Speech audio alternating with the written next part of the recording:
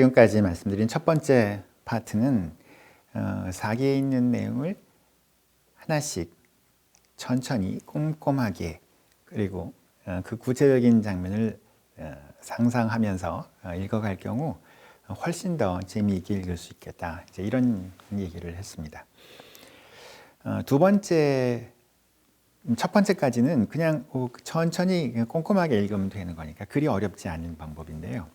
이 두 번째 부분은 약간 좀 어려운, 그러니까 바꿔 얘기하면 사마천이 뭔가 비밀을 약간 숨겨놨으니까 우리가 그걸 좀 찾아내는 그런 작업입니다. 그걸 찾아냈을 때 훨씬 더 재미있게 읽을 수 있다. 이런 얘기가 되는데 제목을 일단 따로 또 같이 이렇게 한번 잡아봤어요. 사기가 어떻게 구성이 되어 있는지 하는 얘기를 하지 않을 수가 없습니다. 사기의 기본적인 이 체제는 기전체라고 불리웁니다. 이 기전체라고 하는 거는요, 본기, 표, 서, 세가, 열전 이런 5개의 체제로 구성이 되어 있어요. 본기는 이른바 제왕의 이야기라고 이해하면 훨씬 더 편하게 이해할 수가 있습니다. 괄호 안에 제가 몇 가지 예를 들었는데요. 오제본기, 하본기, 은본기, 주본기, 진본기. 자, 여기까지는 사실 제왕 그 사람 그 자체보다는 그 제왕들을 묶은 하나의 왕조별로 이야기가 진행이 됩니다만 여전히 제왕을 중심으로 한 주요 정치적 사건들, 정치적인 이야기들이 어떻게 흘러가고 있는지 하는 걸 보여주고 있죠. 자, 진시황 이후에는 이제 황제 개인에게 집중을 합니다. 진시황, 항우, 고조, 여후, 그다음에 한나라 여러 황제들을 쭉 이제 기록을 한 것이 바로 본기에 해당이 되고요. 표라고 하는 거는 이제 12제후표, 육국표, 제후왕표, 여후표, 기타 장상표 이렇게 구성이 되어 있는데 이런 육국 다시 말해서 전국시대나 춘추시대 때는 굉장히 여러 나라가 있잖아요. 근데 한 나라에 집중을 하면 그 나라가 어떤 왕이 있었고 어떤 왕이 즉위한 지 몇 년째가 됐고 이런 것들을 우리가 알 수 있는데 이게 지금 여러 나라가 섞여 있으면 A라고 하는 나라에서 어떤 일이 벌어졌을 때 바로 옆에 있는 B 나라는 어떤 왕이 즉위해 있었고 또 그때는 왕 즉위한 지 몇 년이 되었는지 또 어떤 사건이 있는지 즉 한 사건이 발생했을 때 양쪽을 동시에 이렇게 좀 전체를 좀 보기 위한 방법으로 이 표가 만들어진 겁니다. 좀 더 쉽게 얘기하자면 지금 엑셀표라고 생각하면 돼요. 표를 이렇게 두고 있으면 한눈에 이게 지금 여러 나라가 지금 섞여 있지만 그 중에 한 사건이 발생했을 때 나머지 나라들은 지금 어떤 상태였는지 하는 걸 볼 수가 있다는 거죠. 좀 더 쉽게 얘기하자면 지금 한국과 중국에 각각 관련된 일이 하나 발생했는데 그때는 중국에서 시진핑이 지금 몇 년째 통치를 하고 있고 또 한반도 우리 대한민국에서는 문재인 대통령이 얼마나 지금 언제 재임을 하고 있었는지 이런 얘기를 비교하고 이때 미국은 당시 어떤 대통령이었고 프랑스는 어떤 대통령이었고 이런 것들을 한눈에 볼 수 있게끔 만들어 놓은 거죠. 이게 바로 사마천이 만들어낸 아주 간단하지만 아주 기가 막힌 그런 어떤 체제라고 평가를 받습니다. 반면 서라고 하는 거는 예약, 율력, 천관, 봉서, 학어처럼 사람의 이야기라기보다는 사람이 묶여있는 하나의 어떤 주제별 이야기가 되는 겁니다. 기본적으로 이렇게 사람들의 이야기가 사마천의 사기의 핵심이지만 그럴 경우 놓치게 되는 경제 부분이라든지 아니면은 수리시설 부분이라든지 이런 것들을 이게 서라고 하는 표현을 체제로 묶어가지고 이 주제에 관해서는 지금 옛날서부터 지금까지 어떻게 진행이 되어 왔구나 하는 것을 보여주는 게 바로 서에 해당이 됩니다. 반면 세가는 저 앞에 본기가 제왕의 이야기라면 세가는 그 제왕을 도와주는 제후들 혹은 열후들의 이야기고요. 마지막으로 열전은 그 일반인들의 이야기죠. 갖가지 직업을 갖고 또 여러 가지 행태를 보이고 있는 정말 다양한 인간들의 모습을 이 열전에 담으려고 했던 겁니다. 오늘은 일일이 그 열전의 의미랄까 이런 것들을 얘기할 수 있는 시간은 아니고요. 대충 이렇게 5개의 체제로 구성이 되어 있는 게 바로 기전체입니다. 이게 바로 사마천이라고 하는 사람이 처음으로 만들어낸 체제이고 이 기전체는 그 이후 동아시아 역사 책에 아주 기본적인 전형을 마련했습니다. 그리고 삼국사기도 바로 이 사기가 만들어 놓은 기전체 체제를 우리가 따라서 만들어지게 된 셈이죠. 근데 이것과는 다른 체제가 바로 편년체 기사분말체입니다. 그러니까 기전체를 사마천이 만들기 전에는 그냥 편년체 혹은 기사분말체가 있었을 뿐이에요. 가장 일반적인 건 편년체입니다. 어느 해에 어떤 일이 발생을 했고 그 사건과 관련된 일을 그 해에 일어난 일들을 쭉 서술을 합니다. 그 다음에는 어떤 일이 발생하고 어떤 일이 발생하고 다만 이 사건이라고 하는 건 몇 년 전에 발생을 했지만 몇 년 후에 그게 다시 이제 새삼스럽게 다시 일이 이제 뭐 재발이 돼서 또 다른 이유와 함께 뭐 이렇게 전개가 되기 마련이죠. 그렇게 되면 이 사건이 옛날 일어났던 사건이 지금 사건과 어떻게 연관이 됐는지 하는 걸 잘 이해하기가 힘들어요. 그래서 기사분말체, 이건 무슨 얘기냐면 한 사건별로 설명을 하는 겁니다. 한 사건이 원래 언제 벌어졌고 언제 다음에 몇 년 뒤에 어떤 일이 벌어졌고 하는 것들을 모아서 기술하는 겁니다. 따라서 어떤 사건 전체를 이해하는 데는 기사분말체가 굉장히 편리하죠. 사기 이전에는 이렇게 편년체와 기사분말체가 있었습니다. 근데 이렇게 편년체와 기사분말체가 된다면 그러면 독자 입장에서는 좀 편리한 부분이 많아요. 한 사건에 여러 사람이 등장을 하면 그 사건 하나만 기술하면 그 여러 사람이 어떤 사람이 등장을 하고 있었는지 하는 것들을 한눈에 볼 수 있기 때문에 그렇죠. 특히 기사분말체의 경우에는 더 그렇습니다. 그런데 이게 만약 기전체로 바뀌게 된다면 얘기가 조금 달라집니다. 왕과 신하 간의 관계, 왕과 제후왕, 또 거기에 만약에 어떤 일반인이 끼어 있는 사건이 발생했다고 한번 가정을 해보면 그럼 이 사건은 제왕과 관련된 이야기이니까 본기에도 적히게 되고요. 또 제후왕이나 혹은 열후와 관련돼가 관여가 돼 있으면 거기에도 적혀져 있을 거고 또 일반인이 만약에 거기에 연루돼 있으면 그 일반인과 관련된 이야기에도 적혀지게 될 겁니다. 즉 2명 이상이 동일한 사건에 연루돼 있을 경우 이 사건이 여러 군데 흩어질 가능성이 있는 거죠.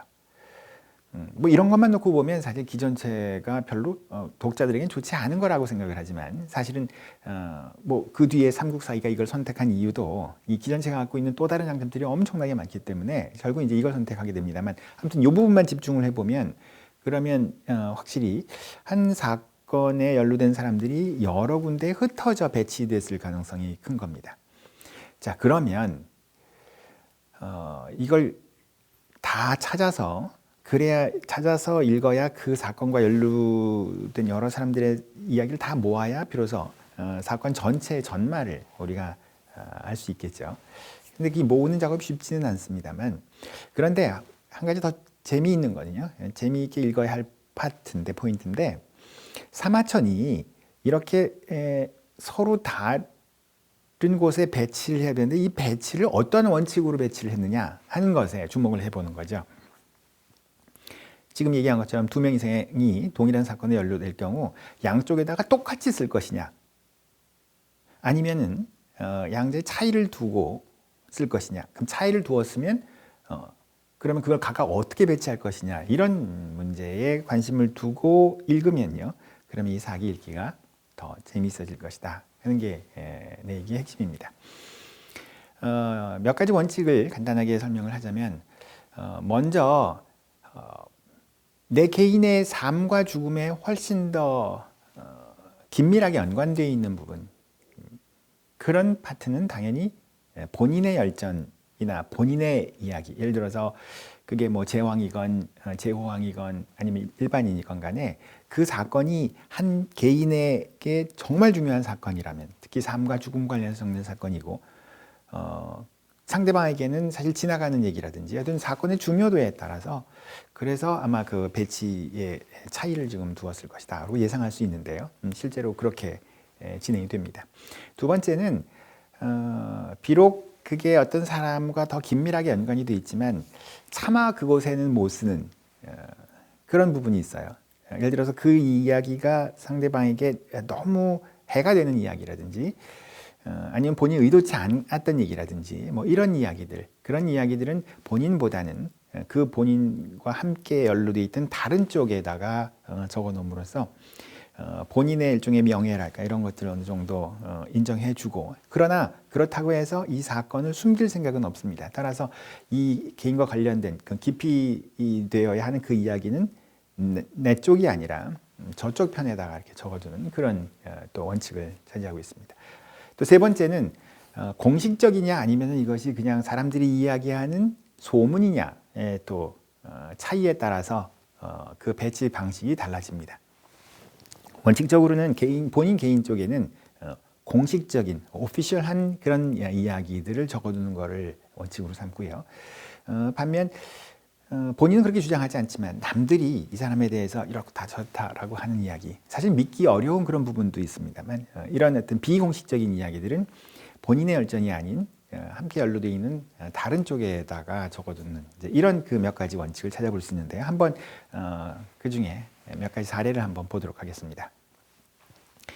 우리가 첫 번째 파트에서 뭘 봤냐면 항우 본기를 봤습니다. 그렇죠? 이 항우의 최후의 과정, 최후를 맞는 그런 이야기를 우리가 쭉 한번 훑어봤는데, 항우라는 사람의 일생은, 특히 후반부 일생은 기본적으로 유방이라고 하는 사람과의 싸움으로 결정이 됩니다.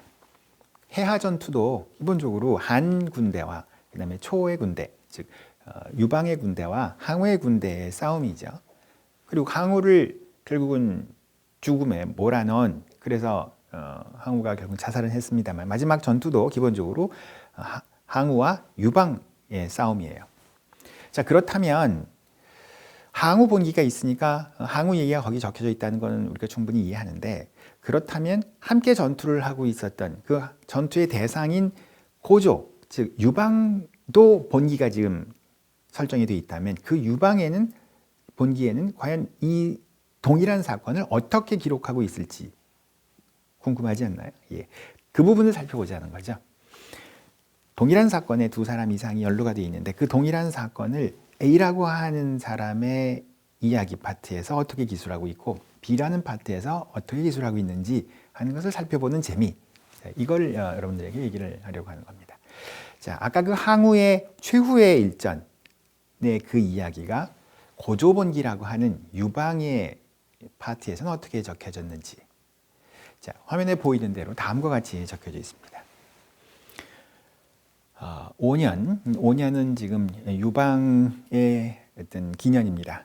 유방이 한왕이라고 하는 이름으로 이제 즉위한 지 5해가 됐을 때 유방을 중심으로 해서 이제 기년을 해봤더니 이제 5년이 된 겁니다.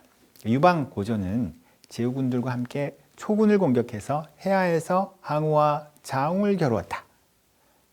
그런데 회오문은 30만, 그다음에 공장군은 그 왼쪽에, 비장군은 오른쪽에, 그다음에 이 유방은 뒤쪽 편에, 그리고 강우와 시장군은 다시 그 뒷면에 진을 쳤다. 그리고 그 중에 한신이 전쟁을 했는데 분리해서 퇴각하고 공장군과 비장군이 공격하자, 그래서 사건이, 이 전세가 조금 유리해지기 시작하는 거죠. 그러니까 유방편으로 지금 바뀌어지게 되고, 이때 한신이 다시 전투를 해서 해하에서 초군을 크게 물리쳤다. 자, 아까 얘기하고 비교해보면 뭐가 다르죠? 아까는요, 해하에서 져서 해하의 전투에서 사면초가 되어 있는 상황, 그때 항우의 심경, 그 항우라고 한 사람의 초점이 맞추어져서 이야기가 진행이 되는데요. 자, 이 유방 파트는요, 항우 쪽은 거의 지금 등장하지 않습니다. 지금 고조가 항우의 군대를 맡아서 어떻게 전투를 했는지, 어떤 전략을 폈는지, 그래서 실제로 그 전투의 결과는 어떻게 움직이는 건지 라고 하는 이야기로 집중합니다. 전투 이야기로 집중을 하고, 그래서 결국은 승리한다 하는 얘기입니다. 자, 마저 뒷부분을 읽으면은 항우는 한군이 부르는 초나라 노랫소리를 듣고 한군이 초나라 땅을 완전히 점령했다고 생각했다. 요 점은 아까 그 얘기하고 비슷하죠. 그러니까 이 부분을 읽는 사람은 항우 본기를 생각하기 마련입니다. 하지만 이렇게 간단하게 처리하고 맙니다. 항우가 싸움에 지고 도주하니 이로 인하여 초군은 전부 대패했다. 사면초가 얘기 하나 살짝 하고는 여전히 유방의 군대가 항우의 군대를 공격해서 유방의 군대가 이겼다. 끝. 자, 뒤에는 한두 구절 더 있죠. 한왕이 관영이라고 한 사람으로 하여금 항우를 추격해서 동성, 그 최후의 일전, 백병전을 벌이고 있었던 바로 거기죠. 거기서 결국 항우를 죽이고 8만 명의 목을 베었다. 자, 사실 항우는 관영이 죽인 게 아니라 자살을 한 거예요. 그러나 이 고조본기에서는 그런 구체적인 디테일이 필요 없어요. 기본적으로 한나라가 유방의 군대를 해야에서 크게 물리치고 그 다음에 도망가는 사면초가 얘기를 듣고 도망하는 항우를 더 쫓아서 동성이라는 곳에서 죽였다. 자, 이게 철저히 유방이라는 사람의 입장에서 기술할 경우는 이렇게 된다는 거죠. 자, 아까 처음 얘기한 것처럼 어떤 배치의 원칙이 있느냐의 한 부분을 보여주는 장면입니다. 본인에게 집중을 하는 거죠. 본인의 이야기. 아까 항우본기는 항우의 삶과 죽음, 그 최후의 죽음으로 나아가는 그런 과정이기 때문에 그 곡에는 이렇게 길게 쓰게 되는 거예요. 그리고 더더군다나 항우의 심령의 변화를 아주 세밀하게 그 어떤 변화 과정, 또 그 변화 속에서도 하늘이 나를 모망하게 한 것이다. 이런 얘기들이 계속 이어지면서 그 심경의 변화를 이렇게 세세하게 밀고 간 반면에 이건 고조본기이기 때문에 유방의 이야기이기 때문에 항우 얘기를 그렇게 쓸 필요가 없었던 거죠. 그래서 이렇게 간단하게 처리하고 있다 하는 겁니다. 되풀이해서 말씀드립니다만 한 가지 사건이 함께 연루되어 있는 그 사기촉 파트에서 어떻게 각각 기술되고 있는지를 비교해서 이해하고 보고 이렇게 차이가 있구나 그 차이점을 쳐다보기. 그 다음에 두 번째는 그게 왜 그랬을까라고 하는 것을 생각해 보는 것. 이게 바로 사기 읽기의 또 하나의 재미라 하는 얘기입니다. 이 얘기를 한 번만 다른 사례로 한번 비춰볼게요. 또 항우본기하고 고조본기를 비교해 보겠는데요. 기본적으로 아까 말씀드린 것처럼 이 두 사람의 싸움이 이 한 시대를 결정을 했었죠. 사실 여러분들이 알고 있는 초한지라고 하는 그 이야기 책이 기본적으로 이 두 사람의 싸움 얘기 아닙니까? 아주 한 10여 년간, 7, 8년간에 이어져 왔던 이 두 사람 간의 싸움이 굉장히 치열했고 또 이 과정에서 많은 일들이 발생했기 때문에 실제로 사마천에도 사기에도 많이 기록이 되어 있고 실제로 아주 재미있는 부분이기도 합니다. 그러나 한 가지 이 두 사람의 싸움이지만 A라고 하는 곳에 쓰여 있는 것과 B라는 곳에 쓰여 있는 얘기는 다릅니다. 한번 볼까요? 자, 이런 일이 있습니다. 아까는 이제 항우가 최후의 장면을 맞이하는 부분인데 그것보다 거슬러 올라가면 그러면 항우가 절대 우위에 있었던 때가 있었습니다. 자, 반대로 유방이 막 허겁지겁 쫓겨가는 장면이 있었던 거죠. 그 장면입니다. 유방이 수십 개의 병사와 더불어 겨우 도망칠 수 있었다. 아까는 항우가 수십 개의 병사와 기부러 겨우 도망쳤는데요. 그보다 한참 전에는 이런 상황이 있었어요. 겨우 도망쳐 가는데 마침 도망쳐 가는데 그 옆쪽에 폐현이라고 하는 자기 고향을 옆에 두고 지금 도망가게 됐습니다. 그러니 지금 아직 거기 있었을 가족들을 데려가야겠다 하는 생각에서 사람을 보낸 거예요. 그래서 혹시 우리 그 가족들이 있으면 그럼 좀 데려가야겠다라고 한 거죠.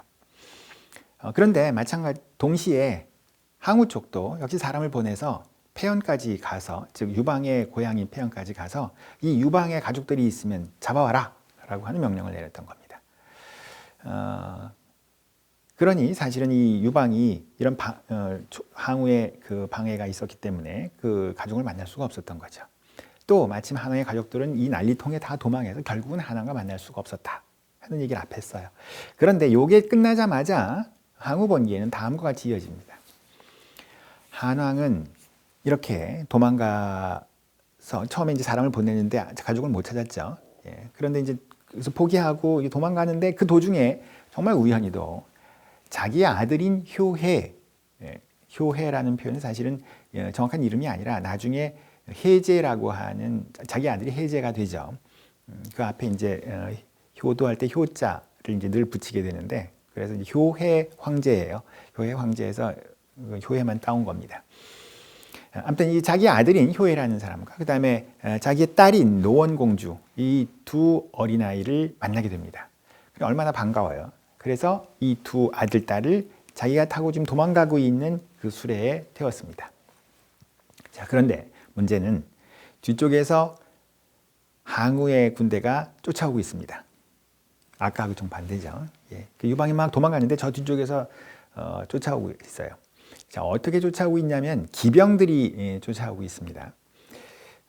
기병이란 얘기 이제 말을 타고 올라오고 있는데요. 지금 이 유방이 도망갈 때는 말과 함께 수레가 함께 움직이고 있는 거죠. 그러니까 유방은 수레에 타고 있고 그걸 호위하는 사람들이 지금 말을 타고 도망가고 있어요. 그런데 도중에 자기 아들하고 딸을 만난 거예요. 그래서 반가워서 당연히 수레에 태웠던 거죠. 그런데 시간이 좀 지나가 보니까 도망가고 있는 자기하고 뒤쪽에서 쫓아오고 있는 그 초나라 기병 사이의 거리가 점점 좁혀지는 거예요. 그렇죠? 수레가 아무래도 그냥 말보다는 속도가 늦겠죠. 큰일 났어요. 잡히게 생겼습니다. 자, 이럴 때 이 유방 한왕이 옆을 쳐다봅니다. 옆을 쳐다봤더니 그 조그만 공간 안에 자기 아들과 딸이 있는 거예요. 이럴 때 유방의 머릿속에 떠오르는 생각. 얘네들 때문에 수레가 무거워졌네. 그러니까 수레가 무거우면 속도가 늦어지고 늦어지면 저 뒤에 쫓아오는 초군에게 잡히겠네. 라는 생각을 하면서 정말 무정하게도 자기 아들과 딸, 지금 막 만나서 반가워서 태웠던 그 아들과 딸을 수레 아래로 밀쳐 떨어뜨린 거예요. 아버지로서는 할 일이 아니죠. 내 목숨 구하겠다. 그러면서 아들, 딸들을 수레 아래로 밀어 떨어뜨리는 겁니다. 그랬더니 같이 말을 타고 수레를 호위하면서 가고 있었던 등공이, 그 수레에 타고 있었던 등공이 매번 내려가서 다시 수레에 태웠습니다. 참 무정하기 짝이 없고 그 유방이라는 사람의 어떤 멘탈, 이해하기가 어렵죠. 그만큼 굉장히 이기적인 그 모습인 거예요. 자, 이렇게 하기를 근데 3차례나 했다 하는 겁니다. 그죠? 한 번은 좋아요. 그렇게 했을 수도 있다고 칩시다. 예, 그런데 문제의 사마천의 기록은 그렇게 해서 올려탔는데 가니까 또 속도가 늦어지는 것 같아서 또 그 아버지 유방이 자기 아들, 딸들을 수레 바깥으로 밀어내고 그랬더니 또 등공에 가서 또 안아서 다시 태우고 또 그거를 했다. 3번 정도 했다 그러면은 이 사람의 인간성은 그냥 끝이에요. 그렇죠? 예. 자, 이런 얘기를 이렇게 적고 있어요. 그러면서 도저히 못 참겠다 싶은 그 등공이라는 사람이 아무리 급해도 그래서 빨리 나갈 수 없지만 어떻게 자기 아들, 딸들을 버리십니까? 라고 하는 부분이 떡하니 적혀 있어요.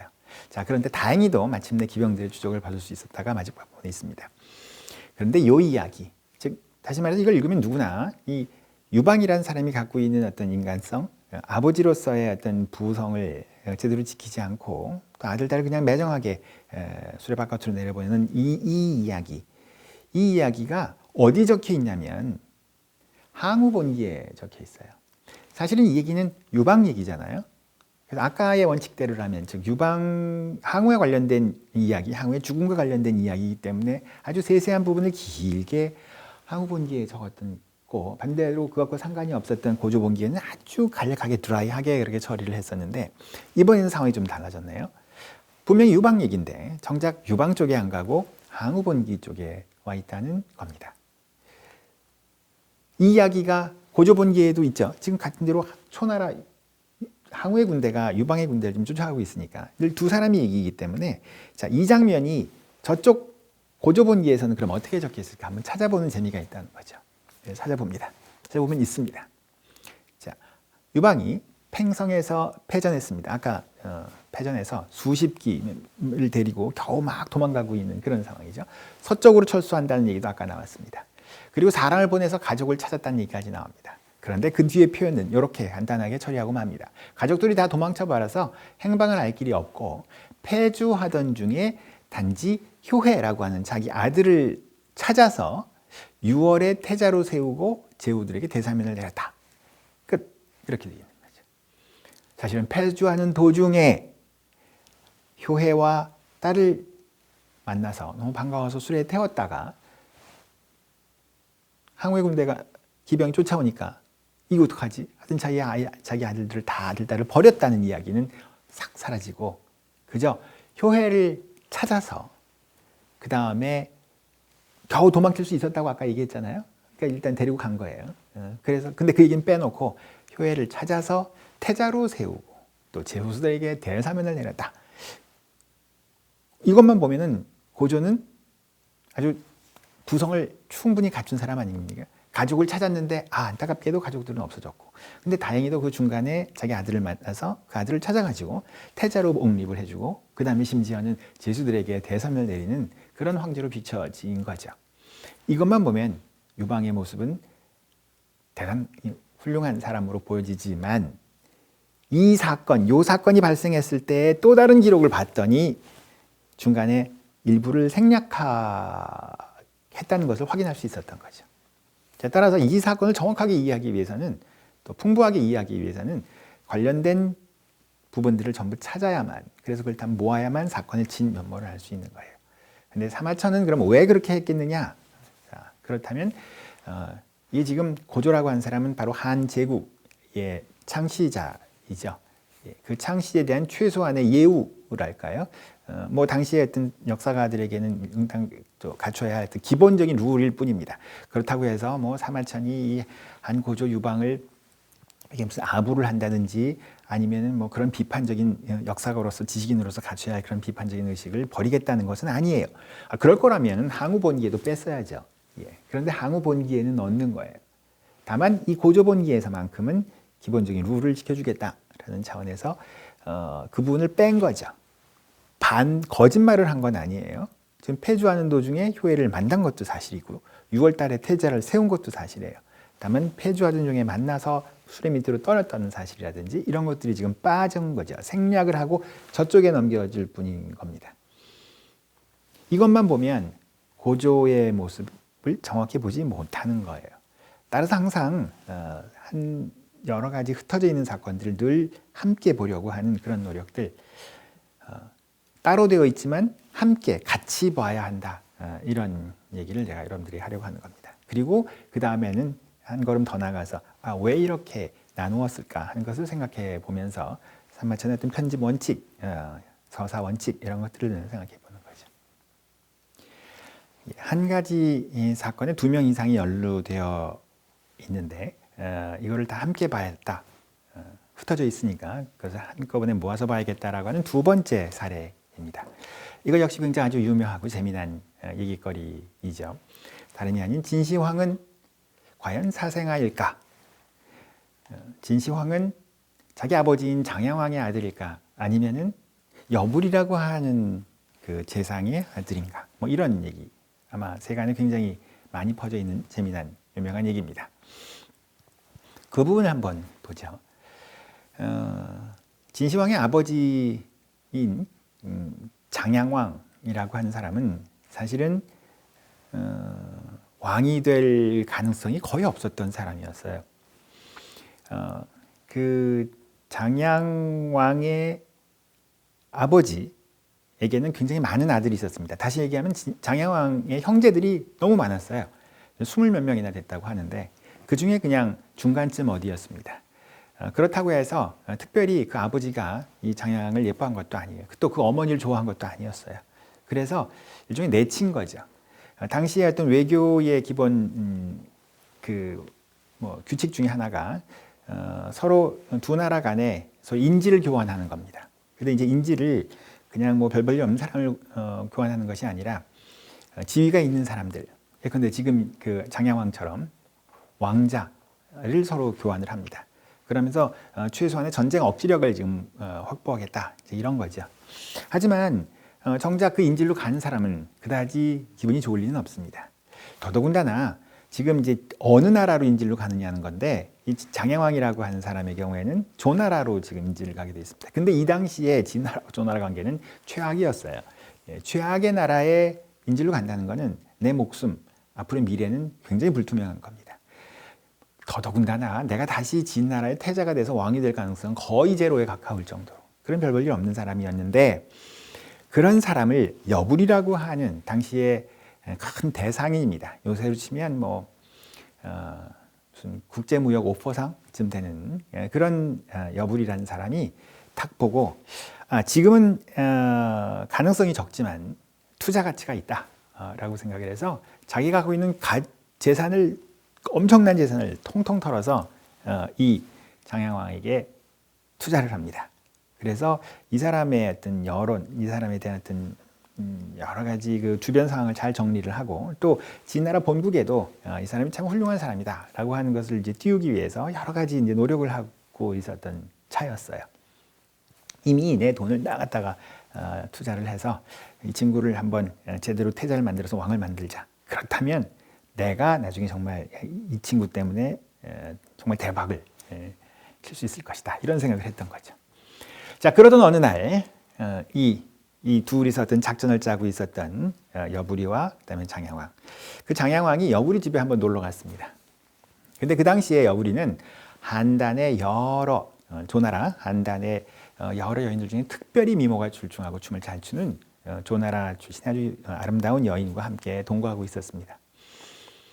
그런데 그 여부리는 자기가 사랑하는 그 여인이 임신하고 있었다는 것을 알게 됐습니다. 즉 자기 아이라는 것을 알게 됐다는 거죠.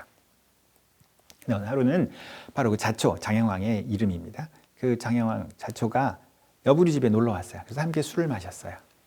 자, 그리고 이제 술 이제 서로 주고받고 하는 이제 술이 거나하게 취한 상태에서 그 여인을 보고는 너무 예쁘고 너무 마음에 들어서 일어나서 여부리에게 이 여인을 나한테 주면 안 되겠느냐라고 얘기를 합니다. 이 얘기를 들은 여부리는 굉장히 화가 나죠.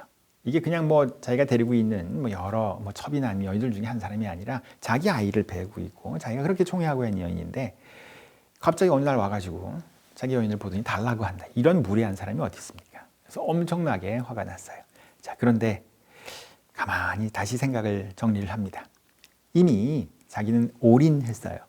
이 사람을 위해서 가산을 다 탕진해 가면서 진기한 재화를 낳고자 한 당초의 계획. 이게 무슨 얘기냐면 진기한 재화라고 하는 거는 지금 현재 투자 가치가 제로지만 현재는 지금 별 볼 일 없지만 이 투자자 입장에서 보면은 가치가 있다고 생각을 한 거죠. 근데 진기한 재화를 낳고자 한다라는 이런 표현은 뭐냐면 낚싯바늘로 저기 아주 귀중한 거를 이렇게 딱 낚아채서 이걸 내가 갖겠다고 하는 건데 그러기 위해서는 상당히 어려운 작업을 계속 진행해야 되는 거죠. 아무튼 이렇게 가산을 탕진하면서 현재 이 투자 가치를 내가 확보하고 그리고 이걸 있으면 좀 오리를 하고 있는 자기의 모습을 상기하고 관두자라고 하면서 결국은 그 여인을 바쳤다고 합니다. 근데 그 여인은 자기가 임신한 몸임을 숨긴 채 그 장양왕과 함께 살다가 1년이 된 뒤 아들 정을 낳았는데 바로 그 사람이 진시황제다라고 했습니다. 자, 어떤가요? 이렇게 읽게 되면 진시황은 누구의 아들일까요? 여부리의 여인, 여부리의 아이를 임신하고 있었던 이 여인이 장양왕에게 시집을 가서 아이를 낳았는데 그 사람이 진시황이다 라고 하면 자, 그냥 쭉 읽으면 진시황은 여부리의 아들처럼 보여요. 자, 그러면 진시황은 사생아죠. 예. 자, 그런 이야기가 지금 여부리 열전에 적혀져 있는데요. 정작 그 진시황의 본인의 이야기가 담겨 있는 진시황 본기에는 이것과는 다른 얘기가 적혀 있는 거예요. 뭐라고 적혀 있냐면 진시황은 진장양왕의 아들이다 라고 단정을 합니다. 그러면서 그 여부리와의 관계를 숨기지도 않아요. 장양왕은 조나라의 지인나라 인질로 가 있다가 그 여부리 여인을 보고 기뻐서 그 여인을 취하여 아이를 낳았다라고 했어요. 그러나 여기는 진장양왕의 아들이다라고 정확하게 명언을 합니다. 비록 뒤쪽 편에 이러이러한 사실이 있지만 그래서 사람들이 이걸 가지고 이 여부리의 여인이 이미 여부리의 아이를 배웠기 때문에 마치 이 태어난 아이가 이 진시황이 여부리 아들처럼 생각하는데 이런 일이 있긴 있었지만 그러나 아버지는 진장양왕이다라고 하는 것을 진시황 본기에는 이렇게 명확하게 쓰고 있는데 아까 여부리 열전에는 뭔가 비슷한 듯 하면서도 이게 여부리 아들인 것처럼 이렇게 쓰고 있다는 거예요. 흥미 있습니다. 이쪽 편 여부리 열전 조금 이렇게 자세하게 쓰고 있고 저쪽은 이제 간단하게 쓰고 있긴 하지만 기본적으로 동일한 사건을 쓰고 있는데 한쪽은 장영왕의 아들, 한쪽은 여부리의 아들인 것처럼 쓰였습니다. 자, 뭔가 다르네요. 한번 조금 더 자세히 한번 봅시다. 뭐냐면 가운데 여기에 여부리 열전 이야기의 포인트는 어디에 있냐면요. 한자에 보면 한자에는 뭐라고 되어 있냐면 큰 대자에다가 기약할 기자라고 하는 표현을 썼어요. 이 대기라고 하는 표현은 1년 후가 아니라 대기라는 표현을 썼으니까 일반인들은 뭐 어느 정도 시간이 지난 뒤에 아이를 낳았는데 그게 진시황이다 이렇게 생각을 했겠지만 이 대기라는 건 1년을 얘기하는 거거든요. 자, 그럼 1년의 포인트를 두면 이야기가 묘하게 풀려갑니다. 여부리의 아이를 임신했다는 것을 알고 있었다면 최소한 여부리의 아이를 임신한 지 지금 몇 개월이 지났다는 거거든요. 그죠? 뭐 옛날이나 지금이나 아이를 낳는 과정은 똑같으니까요. 자, 이미 몇 개월이 지난 상태였어요. 그런데 다시 1년이 지나서 아이를 낳았다. 그러면 앞에 한 3, 4개월에다가 추가로 12개월 하면 아이를 뵌 지 15개월, 16개월 만에 나왔다. 이렇게 되는 셈이에요. 세상에 이런 일은 없어요. 그것도 역시 2000년 전이건 3000년 전이건가는 이런 일은 존재하지 않았습니다. 자, 그렇다면 여기에 묘한 트릭이 들어간 셈이죠. 적어도 사마천은 자, 이런 얘기들이 있더라. 진시황이 사실은 여부리의 아들이더라 하는 소문이 바닥에 퍼져 있어요. 일반 백성들 사이에. 이 백성들은 어떻게 알았을까요? 예. 여부리의 여인이 아니잖아요. 예. 본인이 아니라면 알 수 있는 방법이 없어요. 예. 근데 백성들이 어떻게 알아요? 모르면서 이야기를 만들어내는 거겠죠. 근데 왜 만들었냐면 나중에 보니까 이 여부리라고 하는 사람이 그냥 옛날에 그냥 오퍼상이었는데 장양왕을 좀 도와주고 어쩌고 한다고 하더니만 장양왕이 어찌어찌 해서 태자가 돼서 왕이 되니까 이 여부리가 재상이 된 거예요. 여부리가 그 장양왕을 도와줬으니까 그건 그렇다고 쳐요. 그런데 그 장양왕이 죽고 진시황이 어린 나이에 왕의 자리에 올랐는데도 불구하고 이 여부리는 여전히 재상의 자리에서 그냥 재상의 권력을 누른 게 아니라 마치 자기가 왕처럼 거의 10여 년을 자기가 왕처럼 권력을 휘둘렀다는 겁니다. 그러니 일반인들에 보면 도대체 저 사람이 누구길래 저런 권력을 휘두를까 하는 이야기를 생각을 하게 되고 그리고 이야기를 만들게 되는 거죠. 그 진나라 그 이전에는 어느 재상도 여부리 같은 사람이 없었던 거예요. 그러니 사람들이 저 이상한데 저 어떻게 된 걸까? 나중에 들어봤더니 조나라에서 왔대더라. 거기에 여부리의 옛 여인이 지금 진시황의 어머니라더라. 그러면 이런 얘기가 이제 만들어진 거죠. 요컨대 사마천도 이 소문을 듣고는 이게 굳이 사실이 아니다라고 판단을 했습니다. 그래서 아까 진시황 본기에 가면 진시황은 장양왕의 아들이다. 비록 여부리의 여인을 취하였지만 장왕의 아들이다라고 얘기를 한 거죠.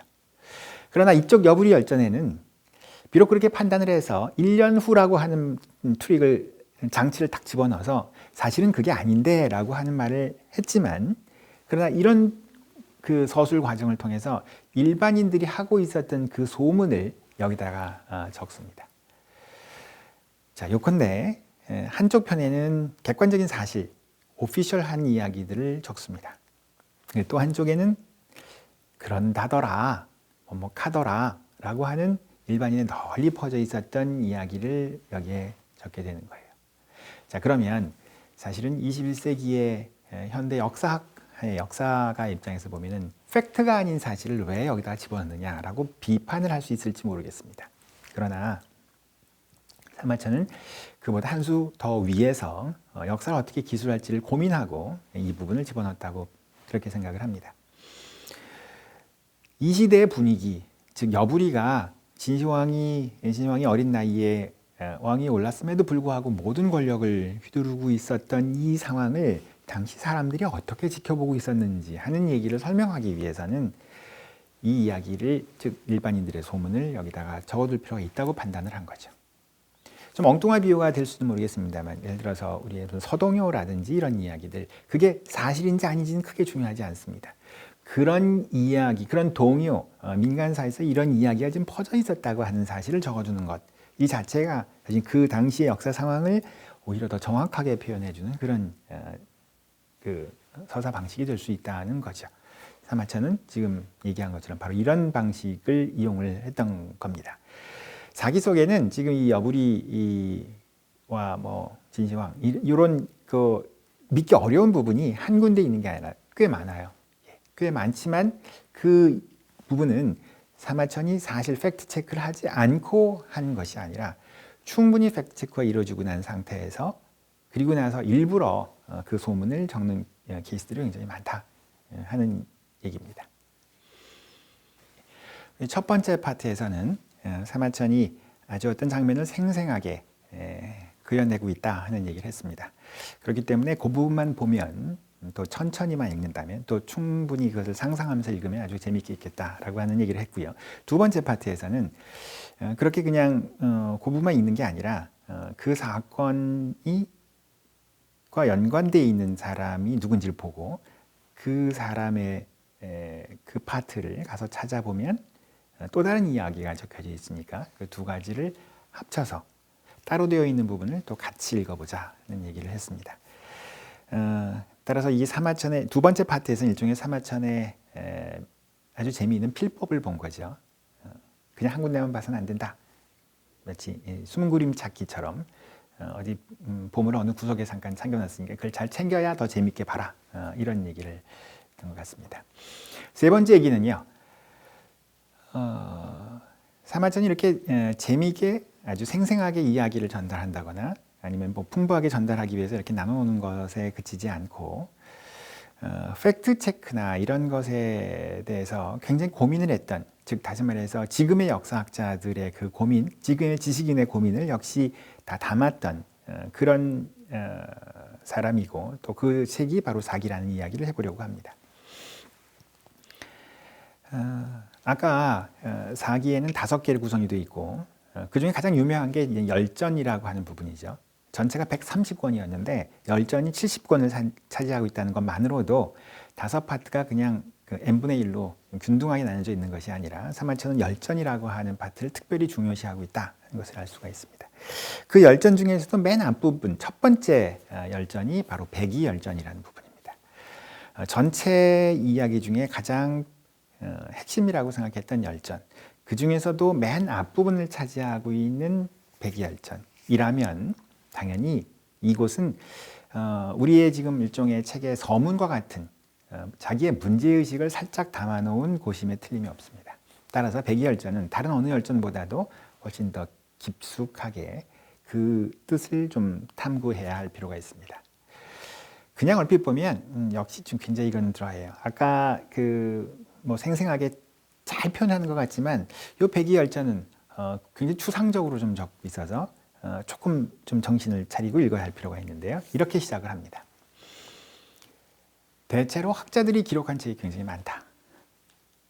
이 책이 많다는 얘기는 결국은 정보가 너무 많다는 얘기입니다. 그렇죠? 지금 뭐 인터넷으로 우리 지금 21세기 너무 정보가 많아요. 그래서 어떤 걸 선택해야 될지는 잘 모르겠습니다. 사마천도 지금 당시에 뭐 지금보다 적지만 굉장히 많은 책들이 있었다는 걸 보고 고민을 합니다. 왜냐하면 서로 얘기가 다르거든요. 자, 이럴 때 그럼 뭘 믿을까? 믿을 만한 것은 육경에서 찾을 수 있다고 합니다. 다른 건 안 맞으면 여기 육경이라고 하는 것이 하나의 교과서처럼 그것에 적혀 있는 거라면 우리가 믿을 만하다. 우리 시대의 여러 지식인들이 거기에 나오는 것은 사실이라고 우리가 지금 믿고 있다. 지금 이 시대에 공인된 일종의 집단 기억이라고 할 수 있어요. 교과서 이렇게 얘기합시다. 그 육경에 바로 시경, 서경이 포함되어 있습니다. 그러면서 이제 예를 하나 듭니다. 시경, 서경에 나와 있는 것도 당연히 우리가 믿을 만한 거 아니겠어요? 아까 얘기하고 나서 시경, 서경을 이렇게 훑어봤더니 없어진 곳이 있네요. 다시 말해서 시경석경인 건 다 믿어야 되긴 했는데 가만히 보니까 앞부분이 옛날 얘기가 조금 좀 많이 비어 있어요. 그래도 우임금, 그러니까 순임금과 그 다음에 우임금, 뭐 요 언저리에 관한 일들은 알 수가 있다라고 되어 있습니다. 근데 그 중에 어떤 얘기가 적혀 있냐면 요임금이 순임금에게 군주 자리를 물려주고 소위 선양을 했다고 알려져 있죠. 그 다음에 순임금은 다시 우임금에게 군주 자리를 물려주었다라고 하는 내용이 이제 있어요. 근데 뭐라고 더 구체적으로 되어 있냐면 이때 이게 왜 그렇게 선양을 했냐면 사과 12주의 목, 좀 표현이 좀 어렵습니다만 당시에 천하의 많은 여러 곳에 있는 수장들, 대표들이 순임금이 최고입니다. 그다음에 우임금이 최고입니다. 라고 추천을 했다는 거예요. 사학과 12주의 목이라는 얘기는 천하 사람들이 다 이 사람이 최고라고 하는 거를 다 알고 추천을 했다는 겁니다. 자, 그렇다면 이렇게 많은 사람들이 다 추천을 했다면 그냥 그 자체로 그 재능을 믿고 그 자질을 믿고 그 사람한테 정치를 넘겨도 될 텐데, 그런데 요임금이 순임금에게 자리를 물려줬을 때 그 요임금은 그렇게 하지 않았다는 거예요. 어떻게 했냐면 시험 삼아 벼슬을 주고 곧바로 왕위 자리를 넘겨준 게 아니라 벼슬을 주고 수십 년 동안 정치를 맡겼다는 겁니다. 너 잘하나 못하나 한번 보겠다는 거죠. 그러니 수십 년 동안 정치를 맡겼더니 그랬더니 역시 다른 사람들이 추천했던 것처럼 훌륭한 재능을 갖고 있어서 공적이 많았다는 것을 확인할 수 있었습니다. 됐다. 그리고 나서야 비로소 군주 자리를 넘겨주었습니다. 그리고는 뒤에 설명을 합니다. 뭐라고 설명하냐면 왜 곧바로 주지 않고 이렇게 수십 년 동안 정치를 맡겨서 그 공적이 있는지를 확인하고 난 다음에 불려줬느냐 하면, 천하라는 것은 아주 소중한 그릇이다. 정말 중요한 거다. 그리고 왕은 바로 그런 소중한 그릇, 천하를 다스리는 아주 높은 통치자이다.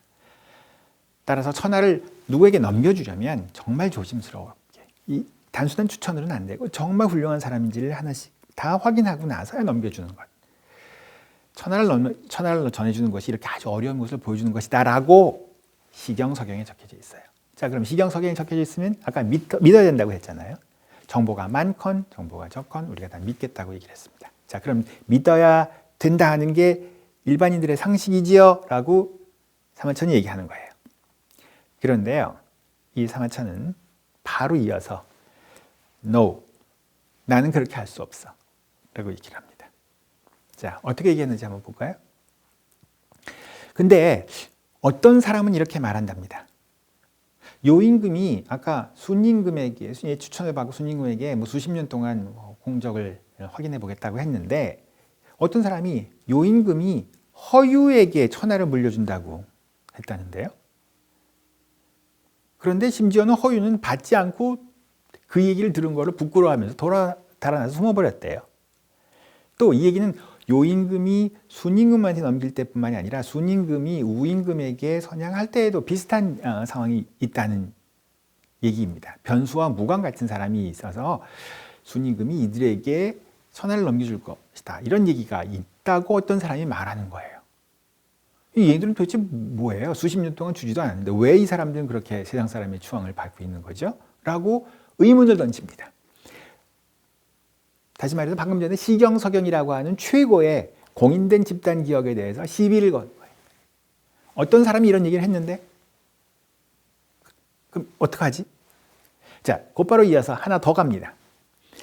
태사공은 말합니다. 내가 말이에요, 이번에 아까는 어떤 사람이 그렇게 얘기를 했는데 이번엔 그게 아니라 내가 직접 답사를 한번 해봤어요. 기산이라는 데를 한번 가봤는데 거기에 올랐더니 그 기산에 떡하니 허유의 무덤이라고 하는 것이 있다라는 거예요. 그러나 사마천은 아까도 우리 글자 하나가 중요하다고 했지만 여기도 아주 재미있게 했습니다. 자기가 그렇죠, 어디 가서 무덤이 있는데 그게 허유의 무덤이지 뭐 도구를 해서 DNA 검사하지 않으면 알 게 뭡니까, 그죠? 근데 자기는 자기가 그걸 확인한 게 아니라 그렇게 누가 하더라는 얘기를 들었다는 거예요. 자, 아무튼 들었지만 어떤 사람들도 그렇게 얘기를 하고 내가 직접 올라가서 봤더니 또 그런 얘기도 들리고, 자, 그런데 이거 어떡하지? 공자님께서 시경서경에 그렇게 돼 있고 또 공자님께서도 보니까 이 사람들에 대해서는 전혀 얘기를 하지 않고 있는데 그러면 이 사람들의 얘기는 그냥 버릴까? 혹시 기존에 우리가 알고 있는 게 틀리지 않을까?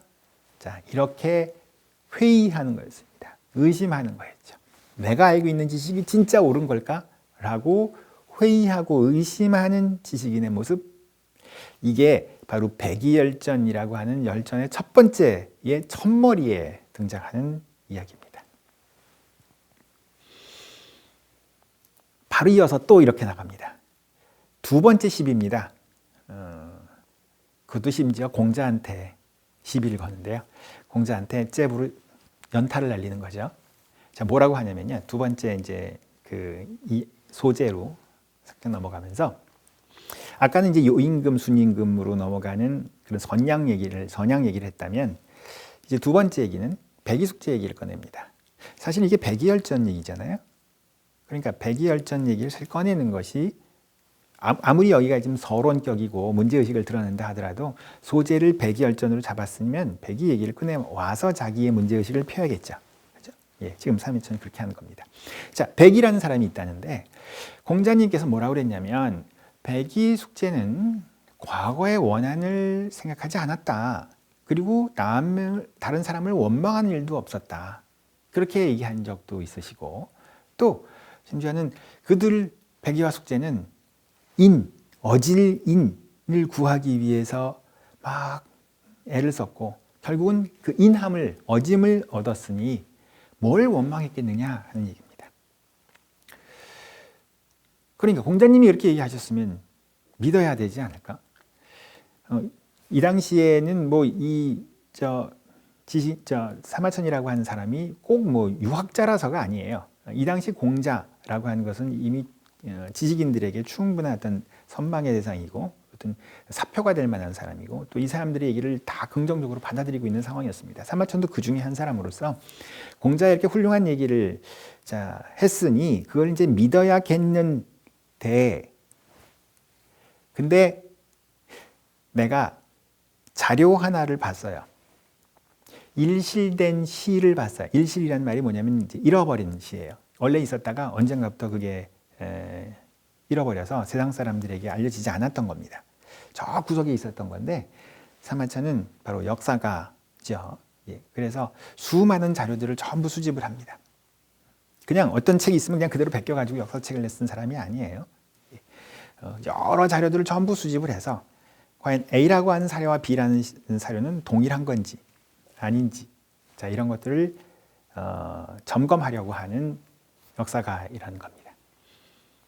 그걸 봤더니 공자 말하고 다르다. 예, 근데 그런 겁니다. 그 일실된 시가 뭐냐면은 채미가라는 거예요. 수양산에 올라 고사를 캐먹다 결국은 죽게 된 그 이야기를 시로 읊은 바로 채미가. 우린 교과서에서 본 적 있죠. 자, 그러니 그걸 본 우리는 백의숙제가 정말 원망한 것 같은데 좀 속상해서 주나라 무왕을 사실 속으로 욕하고 있는 모습이 거기에 보이는 거죠. 내가 너랑은 같이 못 살겠다. 그러니 내가 그냥 수양산에 숨어서 이렇게 살다가 내가 죽으란다. 이런 얘기가 적혀 있는 그 시를 보면 당연히 그 백의숙제가 뭔가 원망한 마음이 있다는 것을 지금 우리는 알아요. 근데 이 당시 사마천이 사기를 적고 있었을 당시에는 사람들이 그 시를 몰랐던 거예요.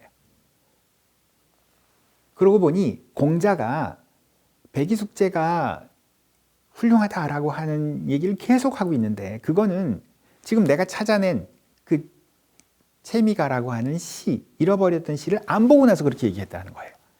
안 보면 공자님이 얘기하신 것처럼 그렇게 얘기할 수 있어요. 원한을 생각하지 않고 누구를 원망한 일도 없고 어짐을 구해요. 요 파트는 무슨 얘기냐면 이 백의숙제라고 하는 사람이 아주 고죽국이라고 하는 나라의 왕자들이었는데 아버지가 왕위를 누구한테 몰려줄 것인가 이미 마음속으로 결정을 했으니까 나라를 위해서 나는 물러나야겠다라는 그런 행동을 했던 사람들이에요. 그것만 보고 있으면 이 사람들은 누구를 원망하는 게 아니라 아버지와 나라를 위해서 동생을 위해서 나는 그만두겠어라고 하는 그야말로 어진 사람들이에요. 그러나 이 세미가를 보면 얘기가 다르잖아요. 자, 여기에서 사마천이 하고 싶은 얘기는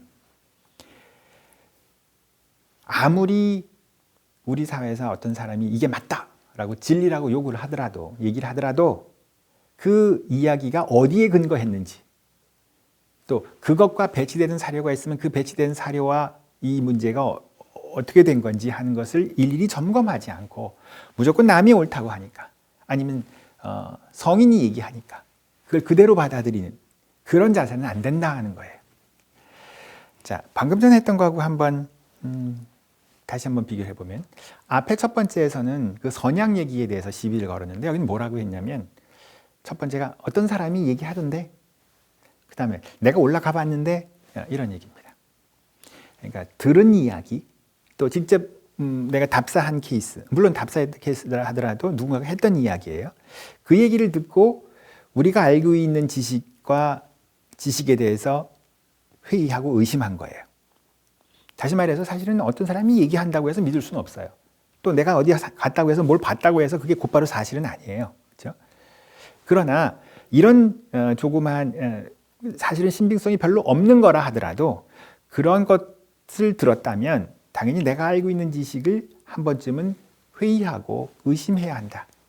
그게 과연 진리일까 아닐까를 의심해야 한다는 얘기를 하나 하고, 바로 이어서는 그 정도가 아니라 내가 잃어버린 기억, 특히나 그것이 문자로 기록이 되어 있는 경우라면, 그걸 내가 다시 찾았다면, 그렇다면 기존에 우리가 알고 있었던 지식에 대해서는 좀 더 깊게, 좀 더 적극적으로 우리의 기억을 되짚어보고 또 의심해야 한다, 이런 얘기죠. 이런 이야기가 백이열전, 즉 열전의 맨 앞머리에 쓰여져 있는 거예요.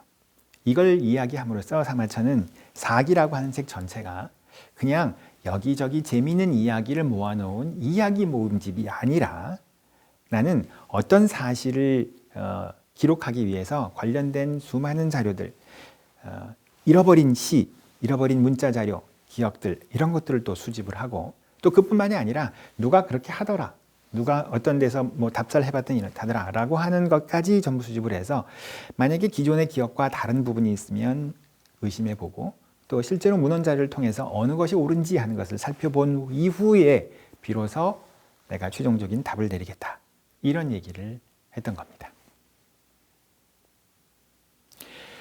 마지막 부분입니다. 이런 어떤 의심하는 태도, 회의하는 태도를 갖고 있었던 역사가 사마천은 단지 의심하고 회의하는 지식인으로서의 태도, 비판적 태도가 아니라 좀 더 나아가서 역사를 고민했던 사람입니다.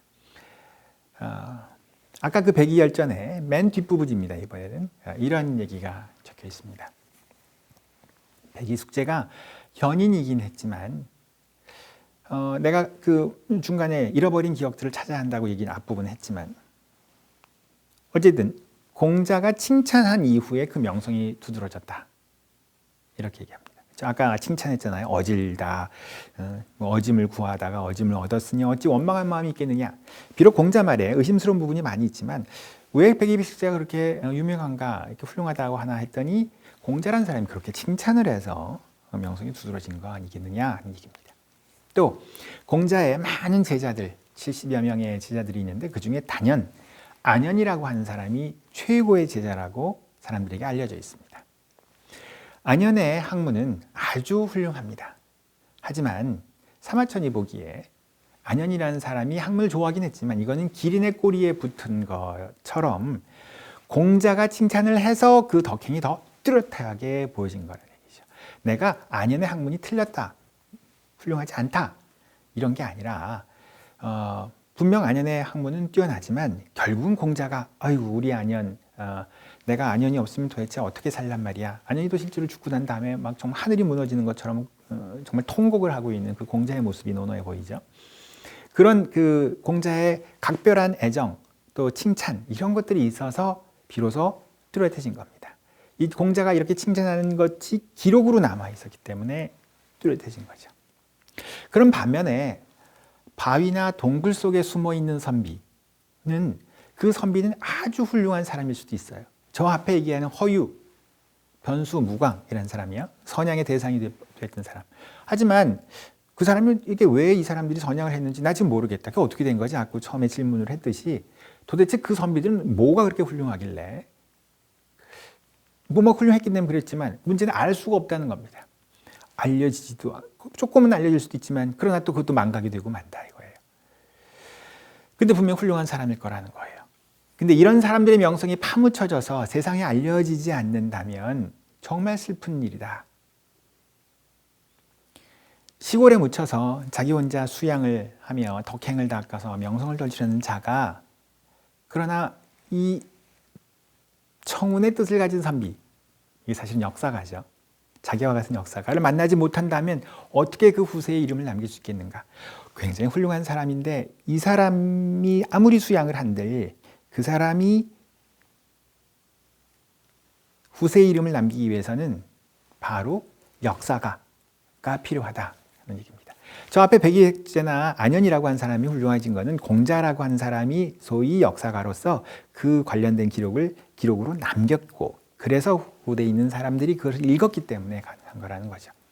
반면에 그 중에 일부를 공자가 언급하지 않고 사람들이 잊었기 때문에 진짜 훌륭한 것들은 지금 사라져 버렸어요. 자, 역사가가 무엇을 어떻게 기록하느냐에 따라서 훌륭한 사람이 더 훌륭하게 되고 또 훌륭한 사람이었음에도 불구하고 잊혀지는 사람들이 생긴다 하는 얘기입니다. 사마천은 역사가의 임무 중에 하나를 이렇게 본 거예요. 과거에는 수많은 사람들이 있습니다. 그 수많은 과거의 사실 중에 일부만이 어떤 역사가에 의해서 선택이 됩니다. 그리고 선택된 그 사람의 여러 가지 이야기들이 기록으로 남게 되죠. 후대에 있는 사람들은 바로 그 기록을 보면서 우리의 과거는 이렇게 흘러갔다라고 생각을 합니다. 그러나 앞에 얘기한 것처럼 일부가 생략이 되고 또 망각이 되고 또 사라지면서 그 기억이 틀린 건 아닌데 적어 놓은 것은 맞지만 적지 않은 것들이 생략이 되고 없어짐으로 말미암아 이 기록에 문제가 발생할 수 있는 거예요. 훌륭한 사람은 훌륭한 거지만 더 훌륭하거나 그만큼 훌륭한 사람들의 얘기가 지금 생략되어 있다면 이런 역사는 과연 제대로 된 역사일까? 그렇지 않다. 잃어버린 기억들을 발굴을 해서 이미 우리가 알고 있는 공인된 기억과 비교를 해서 그래서 과연 우리의 과거가 무엇인지 하는 것을 우리가 고민하고 생각할 때 그게 바로 우리 역사가로서 역사를 공부하고 이해하려고 하는 사람의 의무이고 책무이다라고 생각을 하는 거예요. 그저 남이 해놓은 역사를 그저 그대로 추수하는, 따라가는 이런 모습이 아니라 어떤 과거에 있는 이야기를 비판적으로 바라보고 또 새로운 자료를, 새로운 기억을 발굴을 해서 정확한 사실을 확인하려는 이런 어떤 역사가의 모습, 이런 모습을 사마천이 지금 강조하고 주장하고 있습니다. 자, 그러고 보면 무려 2000년 전에 사마천이라는 사람이 역사에 대해서 이렇게 얘기를 했다면, 물론 이렇게 지금 내가 해석을 한 거지만 이렇게 한 거라면 사실은 서양의 무슨 헤로도투스 그 이상의 뭐 펠로포테스 전쟁의사라고 해서 뭐 역사의 아버지 어머니 이런 얘기를 많이 합니다만 사실은 그보다 더 뛰어난 큰 고민이 담겨 있는 사람이 이 동아시아에 있었던 거죠. 그런 부분을 우리가 염두에 두면서 사기를 읽으면 단순히 재미를 넘어서 그 의미를 충분히 더 우리가 찾아낼 수 있지 않을까라고 하는 생각입니다. 마지막에 한 파트만 더 추가를 하자면 사기 130권 열전의 맨 마지막은 태사공 자서로 끝납니다. 태사공이라는 사람이 스스로 자서전 같은 걸 쓴 거죠. 내가 왜 이 책을 썼느냐 하는 얘기를 쭉 씁니다. 아까 백의열전에도 일부러 썼다면 이제 태사공 자서라는 건 일종의 결론격이죠. 이러이러해서 내가 역사책을 썼고 각각의 열전이라는 챕터의 기본적인 뜻은 이런 거다라고 하는 것을 정리하는 우리 뭐 논문이나 책의 결론에 해당이 되는 부분을 쓰는데요. 그 중에서 내 눈에 들어오는 핵심적인 이야기, 이런 이야기가 적혀 있습니다. 술왕사 사례자, 과거를 지나간 일을 서술하여서 미래를 다가올 것을 생각한다. 이게 지금 내가 사기를 쓰는 목적이다 라고 적고 있습니다. 자, 어때요? 이걸 들으면 뭐가 생각이 나나요? 우리가 뭐 역사학 하면 늘 제일 먼저 떠오르게 되는 이해치카의 뭐 역사란 무엇인가 이런 것들이 떠오르지 않나요? 역사란 과거와 미래의 대화다 이런 이야기, 과거와 현재의 대화다 뭐 이런 얘기가 있는데요. 이 이야기를 삼만천이 미리 한 거예요. 그렇다면 이 사기라고 하는 책은 단순한 재미를 넘어서 정말 우리에게 역사란 무엇인가라고 하는 것을 생각하게 해주는 그런 아주 고전, 반드시 읽어야 할 고전, 그러나 물론 재미있게 읽을 수 있는 고전이라고 생각을 합니다. 자, 오늘 간단하게 사기를 어떻게 읽은 건가, 또 어떻게 재미있게 읽을 건가, 의미 있게 읽을 것인가에 대한 이야기를 했습니다. 뭐 시간이 짧기 때문에 했던 이야기가 뭐 충분히 전달되지 못했다 이런 뭐 아쉬움도 좀 남습니다. 오늘 했던 이야기들을 조금 길게 풀어서 각각 한 영상을 찍은 적이 있어요. 별도의 기회에서 찍은 거긴 합니다만, 혹시 오늘 이야기를 듣고 조금 더 관심을 갖게 된 사람이라면 지금 화면에 보이는 이곳의 영상을 좀 찾아서 읽어보면, 들어보면 그러면 조금 더 이해하기가 쉽지 않을까라는 생각을 해봅니다. 예, 오늘 강의 여기서 마치도록 하겠습니다. 감사합니다.